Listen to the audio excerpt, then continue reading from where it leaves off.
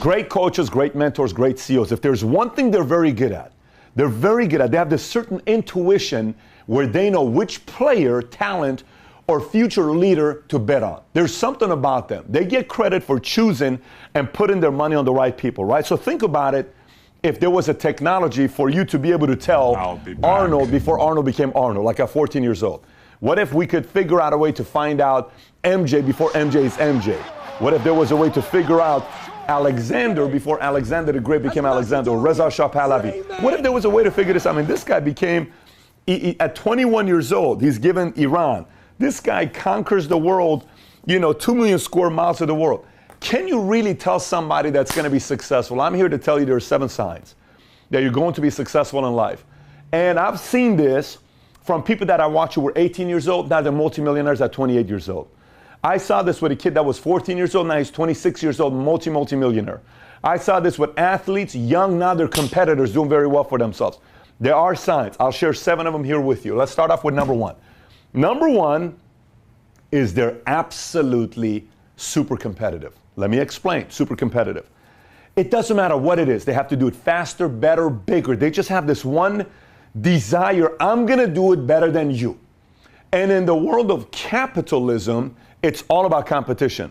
The whole thing that makes capitalism work is competition. What makes sports works is competition. These political people that think they're better for you and I to vote for, the one that goes to the top is typically the most competitive. They want to figure out a way to do it better. So imagine we have a work environment.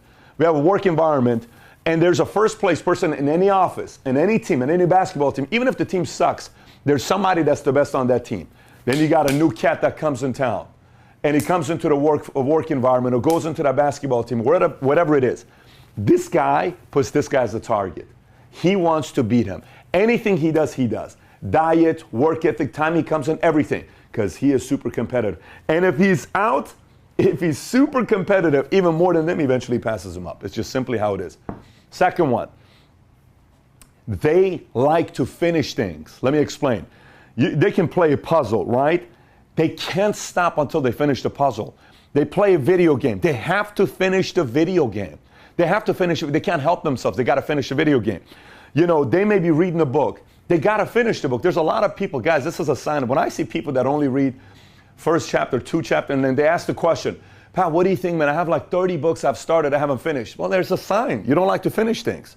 You like things to be given to you easy. The people that finish things, they always finish things. They're going to figure out a way to finish things. Number 3, your circle out-earns you. This is you. This is your circle. They're bigger than you in life, in money, in income, in lifestyle. You're not. You're the green one. But if you have a circle that out-earns you or out-succeeds you, you're eventually going to be there. It's a formula. This is not an accidental thing. This is why you'll notice some of the people that don't achieve success, they always want people smaller than them around them because it makes them feel bigger. The people that you meet are super successful, they always put themselves around situations where people are bigger than them because it's the next platform, next level they're getting to. Next one, their mind never stops. Let me explain what I mean by the mind never stops. Oh, you know what? What if this happens? And what if I could have this life? What if I talk to this person? What if I go over here? What if we figure this out? They're in bed and they're still thinking, you know what? Let me see. We should do this. And earlier we were talking about this thing 3 hours ago. Yes, I was thinking about it. I think we need to do this, this, this. And what if we did this? Because this could happen. Their mind just never stops. Like a beautiful mind. It never stops. Next. Credible people see you going places. So how credible people view you? Let me explain.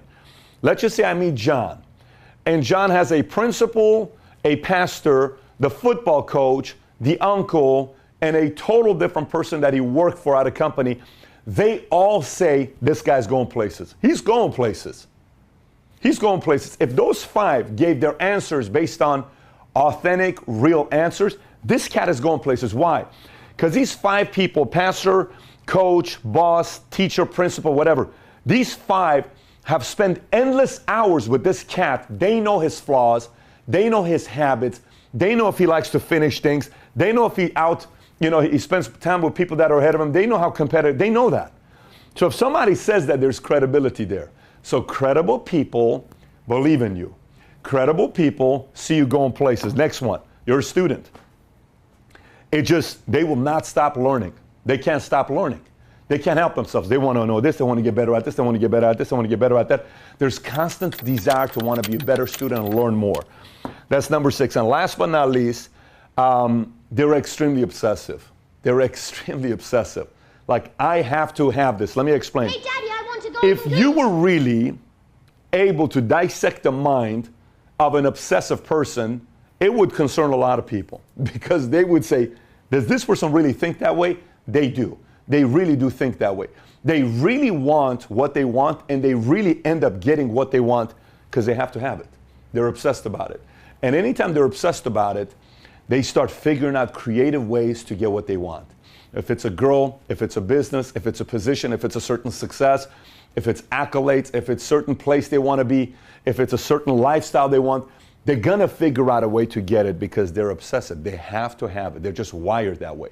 So those are the 7 signs where you and I can tell if someone is going to be successful or not. Z, if you throw me that pillow right there, and if you watch this video here, if you're telling yourself, man, I got 3 out of the 7. Well, go share this with other people. See if they'll validate what you're thinking with 3 out of the 7. And if not anything, you're working, you got 5 people that are working with you, and you're wondering which one for you to lock onto.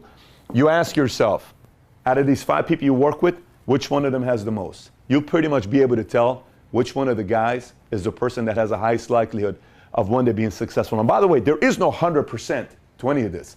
It's just odds. No one's ever going to be 100%. There's a lot of smart people that, drafted the player that ended up becoming nothing and they flopped.